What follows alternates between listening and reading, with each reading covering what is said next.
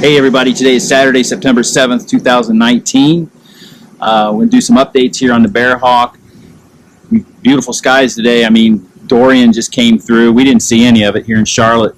We got a little bit of wind a couple days ago, but that was it. So I think we're all lucky, but not so much on the East Coast, especially in the Bahamas. So that was sad to see all that.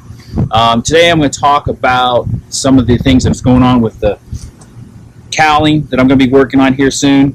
I'm kind of at the point where I'm ready to start laying the skin on the cowling, but I wanted to show you the build up to that and where we are and how I'm proceeding and some of the things I've done. It's been slow as always. I saw an RV10 video a couple days ago, and the guy was talking about that perfection is the enemy of progress, and I'm beginning to live that.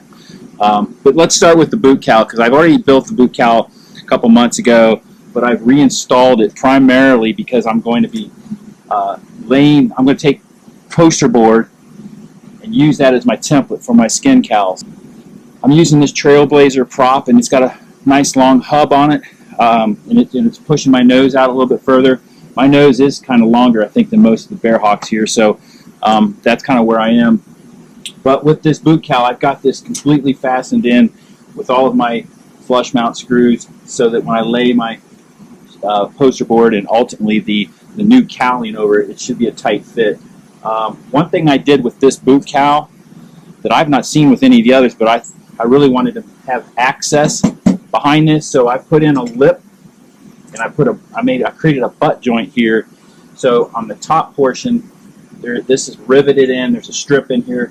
It's riveted in, and then I put nut plates on the back side of that strip, so I now have access to, I can take this panel off and get into here if I want to do something to the brake pedals or the rudder cables and so forth.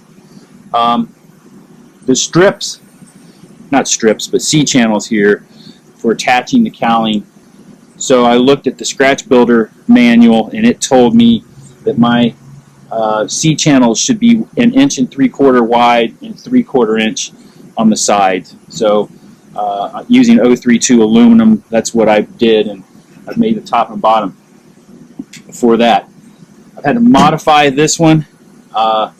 This one's got a doubler on it because the Plenum that I built, which I'll talk with you about here in a minute, created a little bit of a conflict. So I feel like when I lay my top piece on here, this will tie all of this together. I won't get this flexing action. It'll all be integrated, and everything should be firmed up. I may need to put just a piece of a strip or something of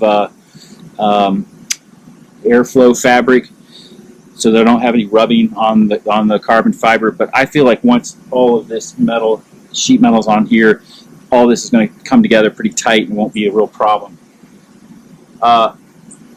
So let's talk about the Plenum. I initially installed the air seal fabric rubber baffles around the perimeter of the aluminum baffling that came with the RV10 Firewall Forward kit. If you look at the bottom right corner, that aluminum baffling kit comes with there's a box on the back of that really caused a lot of conflict when I was trying to get the top cowl fitted. So I had to eliminate that box ultimately, or a portion of that box ultimately. And after I did that, it started making this air seal fabric baffles a lot more difficult to work with.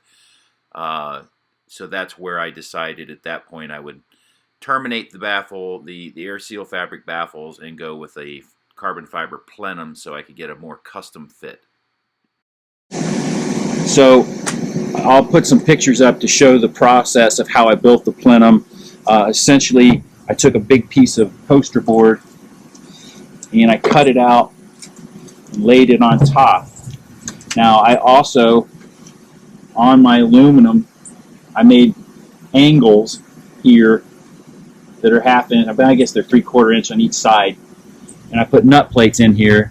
I also put in sky bolts so that this piece here could be removed and I could get to my spark plugs and to my cylinders and all of that. So the process was pretty easy, even though it took a lot of time.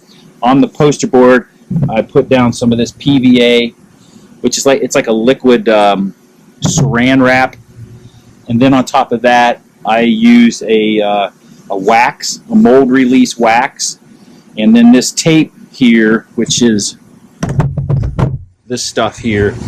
It's also a release tape as well, and I've been told the electrical tape works just as well. So I haven't tried it, but for this project, I wanted to make sure I had everything. I didn't want to be cutting any corners. So this was it. I laid this up here.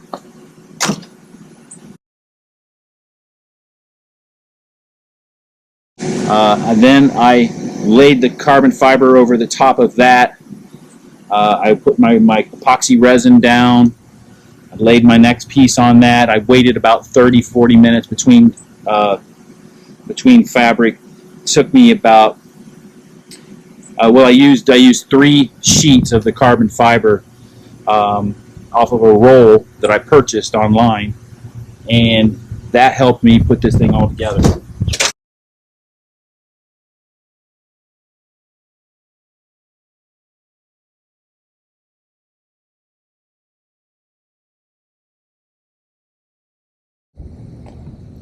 So, I don't know if you can see up in there or not, but this is rounded up here, and then all the aluminum on the sides, here and here, those are coves that are made out of aluminum. Did the same thing over here. That's coved, and that's coved. So the idea is that when the air enters this inlet, it's all rounded from top and bottom, creating a nicer and more even flow of air through the plenum. So let's look at it from the top. Essentially, this is what we have. Basically, when I was done, I cut it in 3 pieces. I cut the whole thing in pieces so that I had access to the cylinders and the spark plugs. Now, I've already been asked where's my door for my oil inspection, which I will cut that here. I'm just waiting until I get this top cowl on and get everything lined up before I cut that. So I'll basically have 2 doors. The inside door will be smaller than the outside door. So one door opens and the other door comes right behind it. So that's kind of how that looks. So here's a top view of the boot cowl. I did have some issues with some puckering, and that's my fault, because I should have laid this so that I put a screw in, lay it down, put another screw in, lay it down, but it didn't quite work out that way. So hopefully that'll smooth out once I have this overlap, because that's what will happen, is that this metal here will now overlap and should cover that pucker pretty well. Nose bowl. So I've got a 3/8 inch spacer here. Essentially have a digital level. What I did was I figured out, I'm trying to find this piece here that I had. I thought I had it laying out. I was going to show it to you. I don't know where it is. Well, anyway, I took a piece of poster board, the same width of this lip, from here over to here. I first tried tape, but tape stretches. So poster board was the only thing that worked for me. And what I did was then when I removed that, I just measured it in half, and that told me where the center of the top of my nose bowl is. And that's where I set my digital level, so I could move my prop back and forth, and that would level my nose bowl. All right. Again, here's the view.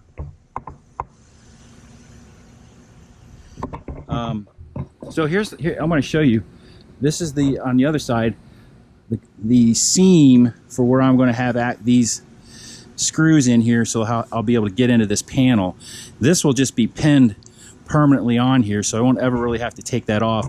But this now allows me to have access. Now, one thing I wanted to be certain of, that this piece was already a pre-cut piece from the factory. So if I went and put this through a bandsaw or something that was going to be removing material, then I would have a gap. So I wanted to make sure I did this with a shear so that my butt joint was absolutely flush, and I'm pretty happy with the way that came out. So really, that's about it right now. I can't think of much else. I got some notes over here. Okay, the other issue I had to contend with was I've got my fuel control from Lycoming, which is actually from Airflow Performance, and I've been to the Airflow Performance facility and shop in Spartanburg, South Carolina. Met with Don Riviera, he's the owner, and his wife Colleen, and they had a class down there about 8 months ago that I attended. So I got to meet those people and understand how their fuel injection systems work. And one thing I was going to do with the Bearhawk is I'm going to eliminate the box that you see that's usually associated with a carburetor, but also some of the fuel injection systems have this air box here. And Don makes an elbow that comes off of this sump, and then you put the fuel controller onto that. Well, I did a test fit, and I come to find out that my fuel controller hits the sump. So we're having to he's going to make me, I sent it back to him. He's going to make me a shim, and he's also going to put a 90-degree elbow at the top of the fuel control for the metered fuel. But the idea is that my air intake will come through the nose bowl, and there'll be an opening here for that. So I'm going to have a clean cowling all the way down to the tunnel. So that's kind of where I'm at with that. All right, so that's where I'm at as far as the build right now. I've got a couple things I'm working on. I just ordered the alternator from B&C. I'm actually getting the belt-driven alternator that goes to the front of the engine, as well as a backup alternator that will be mounted to the vacuum pump pad at the back of the engine. Why not? I mean, and that kind of goes in line with my thinking on the ignition system, which initially I was going to go with the Lightspeed dual electronic ignition system. Would have to have dual batteries, probably have to have dual lead acid batteries, heavy, lots of wiring, lots of mounting locations for coil packs, and I got to mount the modules on the inside or the cold side of the firewall, and then they need to have fans blowing on them.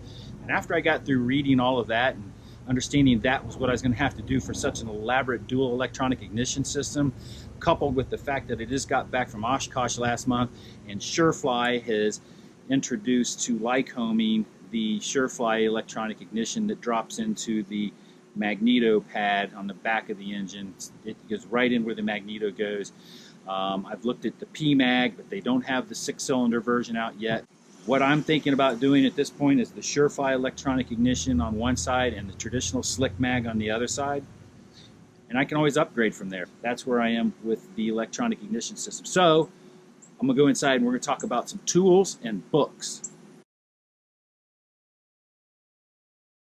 All right, so today I want to talk about some tools and some books and manuals. Some people have been asking me what books have I purchased or what's been recommended to me for books and things. So we'll go over that, and then I want to talk about some tools.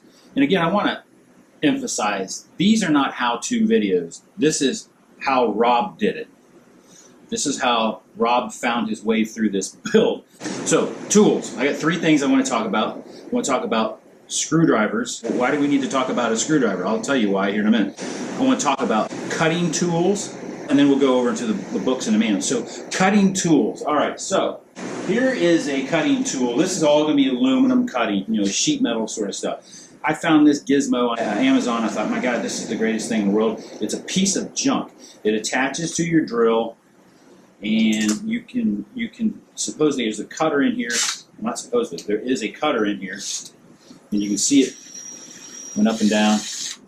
And you're supposed to be able to go on and cut things out. This thing just gets out of control. It'll ruin any precise cutting you're trying to do. I don't recommend this at all.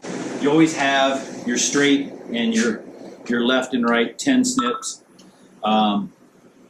This 10 snip has just been fantastic. It's if you're going to buy these, buy the good ones. Don't buy the Harbor Freight cheapies.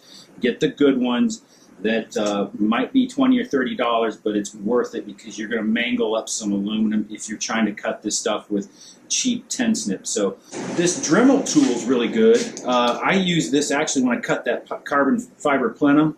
One thing I didn't mention was when I peeled that off, I took it inside. Well, I took it on a sawhorse out in the yard because when you cut that carbon fiber, it goes everywhere. And by the way, wear a respirator and glasses and long sleeves and all that. But this really, really thin blade Dremel blade on a Dremel tool works really good for cutting thin gauge sheet metal, carbon fiber, fiberglass, plastic, all kinds of stuff. And I got the big cutoff tool. This is a Harbor Freight electric one. They make air versions of this. You can buy the cheap ones. You can buy the expensive ones. The way I see it is this makes my disc turn into a circle. I don't care how expensive this $20 thing from Harbor Freight is, because if I don't like it or it breaks, I'll throw it in the trash and get another one for $20. So I don't care. Here's a cool little tool that comes in handy. I'm showing you this one. This is actually the tool. This is a little nipping tool that you can remove very small areas of metal. Like with this piece here, I can line it up like this, and now I've got myself a nice little cut. And it's great for just nipping away little tiny areas that you want to get into. You can make notches. You can do all kinds of stuff with it. I like it. Comes in handy. You got drills, and you got all the things that go with drilling and cutting holes, and you got hole saws and all kinds of stuff like that. I found this sheet metal hole cutter, Rotocut sheet metal hole cutter. Works great.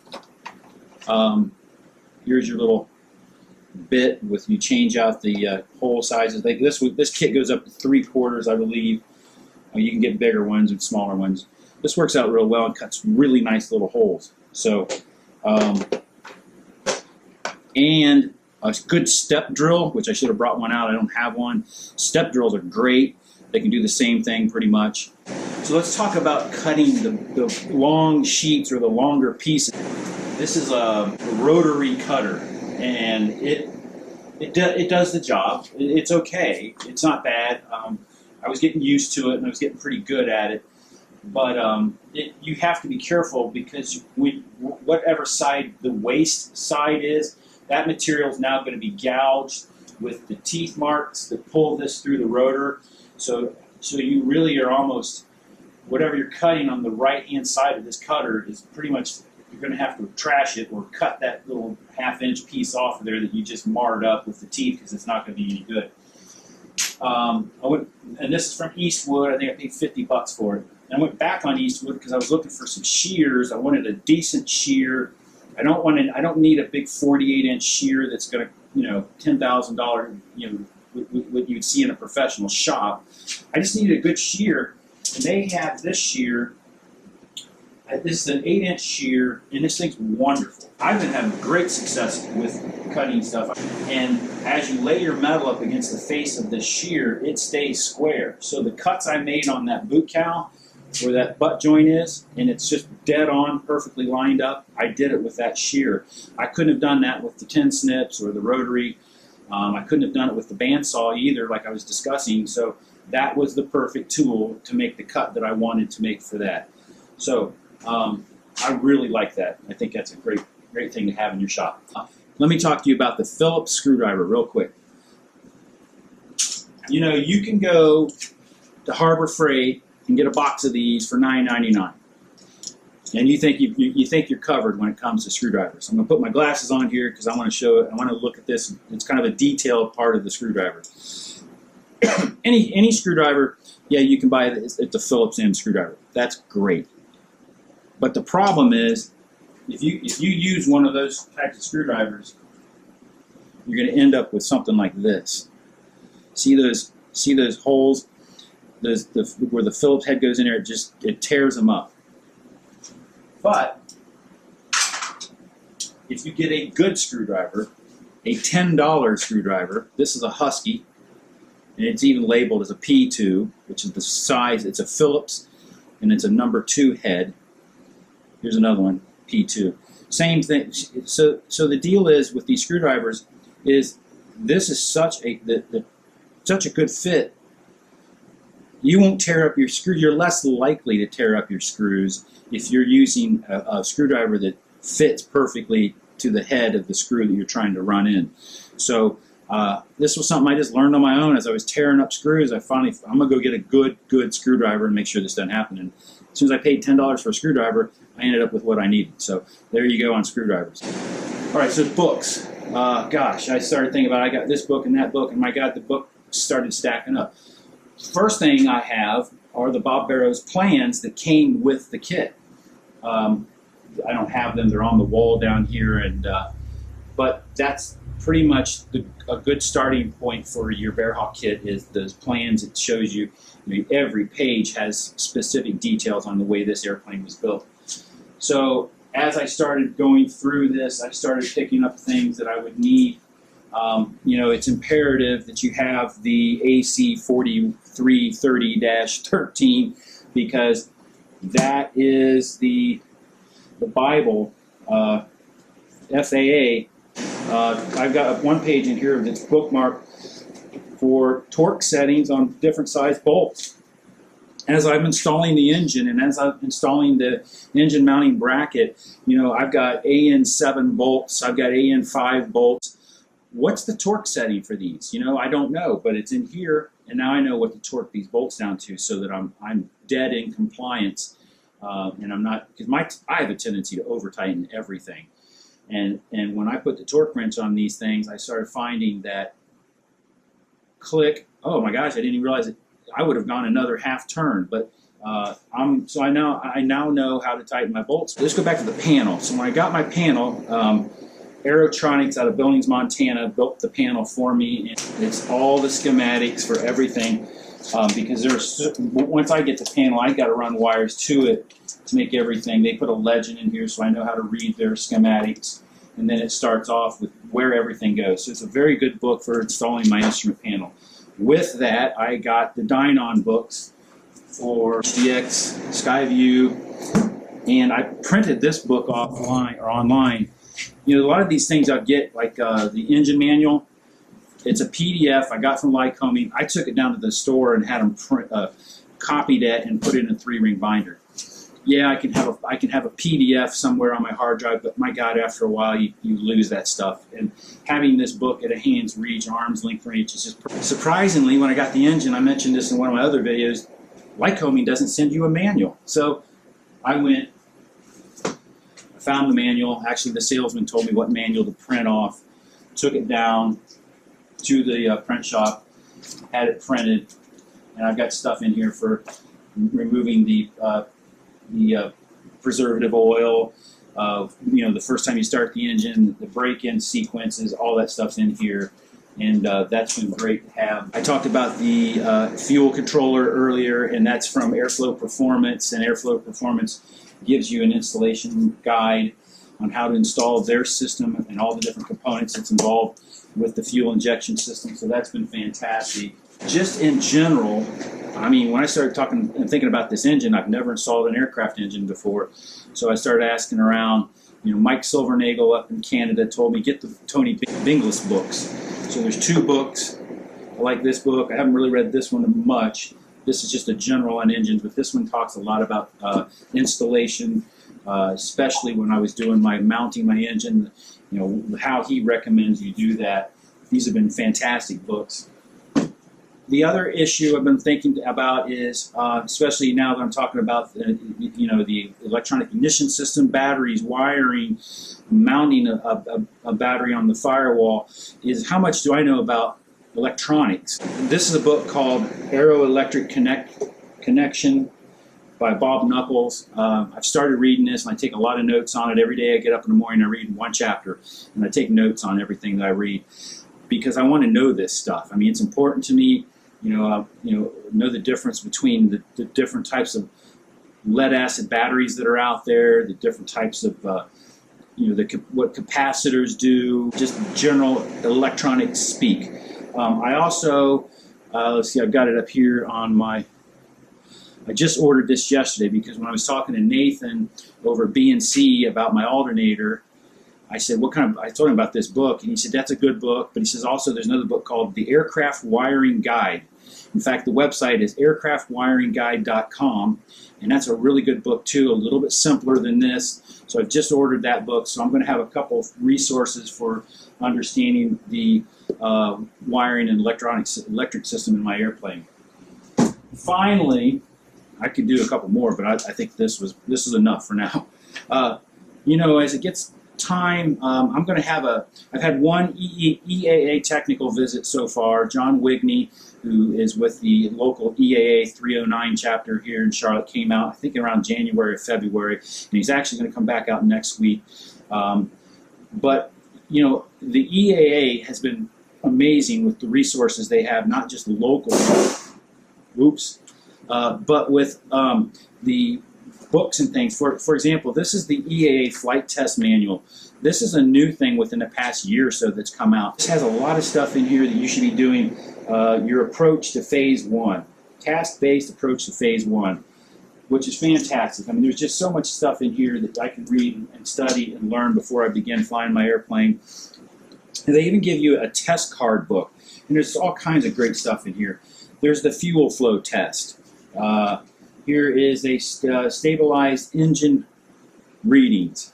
And then finally, I just have this circular that came out from the FAA, and this is basically the Amateur Built Aircraft and Ultralight Flight Training Handbook. So it's a great book. Again, I took it, printed it off, and had it spiral bound so that I would have this just easily accessible, and I could just flip right through it. I feel that's easier than having a PDF to try to dig up on my hard drive somewhere. So I got another book over there for the Hartzell propeller, and I've got books on other components that I've put on Grove, you know, for the brake system, you know, all kinds of stuff. I could spend an hour on the books, but that's enough for now. But anyway, I appreciate you guys watching the video. Hope again this wasn't too long. Hope it was helpful. If you liked it, please click the like button down, share the video, let people know about this, especially if somebody's building a Bearhawk and you think they might need to take a look to see, you know, what could help them. So appreciate your comments, and thanks a lot.